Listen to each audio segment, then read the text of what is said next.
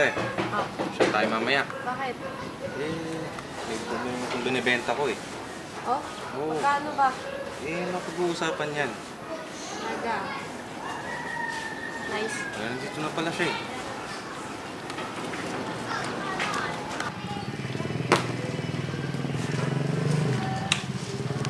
Ako po pala ang caretaker ng bahay na ito. George po. Okay. Pwede ba natin makakita yun? Sige po. Pasok po.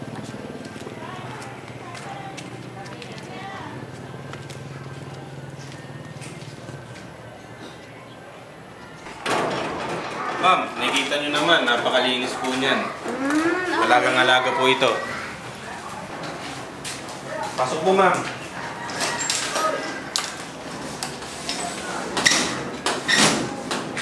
Ma'am, ito po yung sala.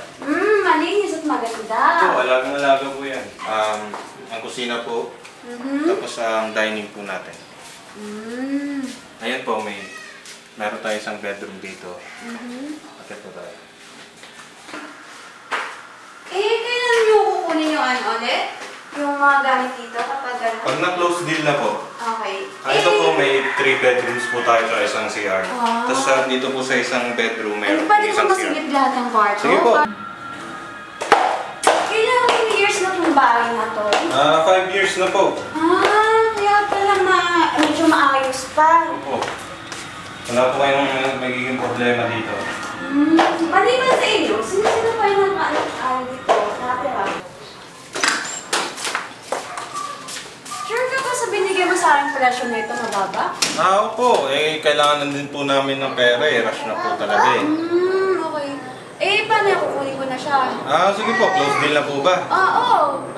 Kailan niyo po balak lumipat? Next week? Sige po. So, paano? Close deal na po? Okay. Sige.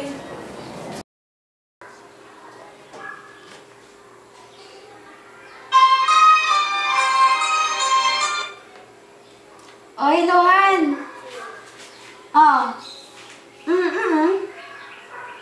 Andito na ako. Oo. Medyo okay naman yung bahay, kaya oo.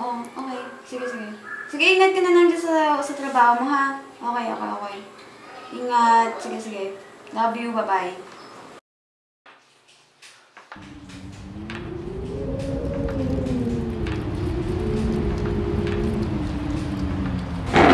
Ba yun?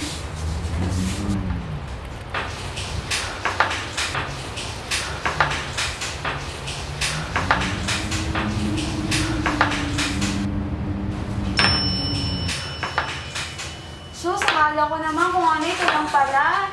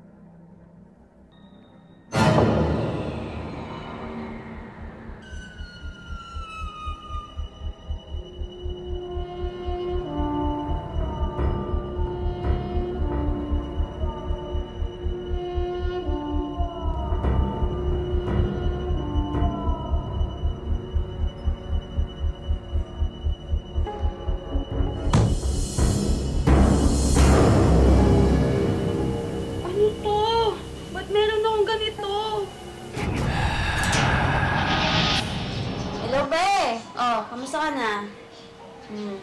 Okay lang naman. Wala naman ba, nagkikwento ko sa'yo, napaka-weird nitong bahay na to.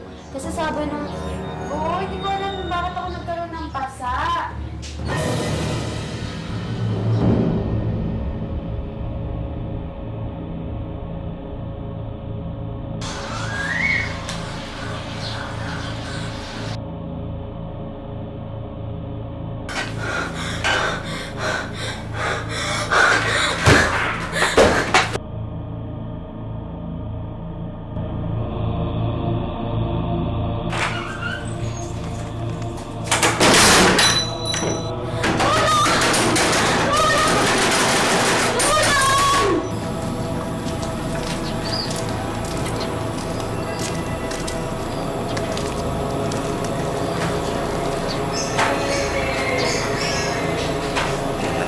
wala na.